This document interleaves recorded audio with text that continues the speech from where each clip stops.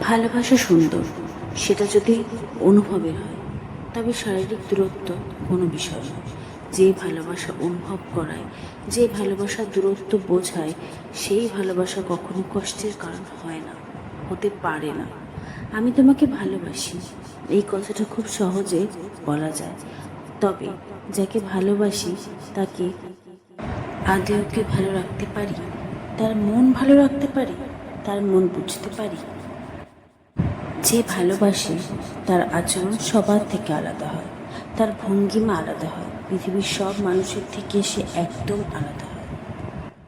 তবে যে সম্পর্কে দোহাই দিয়ে একজন আর একজনকে কষ্ট দিয়ে যায়, অসম্ভব মানসিক যন্ত্রণা দিয়ে যায়, সেটা ভালোবাসা হয় কি করে? সত্যিকারের ভালোবাসলে একজন আর একজনকে ছাড়া থাকা যায় না। হ্যাঁ, আবারও বলছি, একজন আর একজনকে ছাড়া থাকা যায় না। তুমি যদি একজনকে ছাড়া থাকতে পারো দিনের পর দিন, তাহলে তুমি জেনো তুমি তাকে কোনোদিন ভালোবাসোনি। ভালোবাসোনি। ভালোবাসা বোঝা যায়, অনুভব করা যায়। যে ভালোবাসে তার আচরণ, অঙ্গভঙ্গি, দায়িত্ববোধ, গুরুত্ব, এই সবটা বোঝা যায়। ভালোবাসা যদি সত্যি হয়, তবে মানুষটা অনুভব করতে বাধ্য।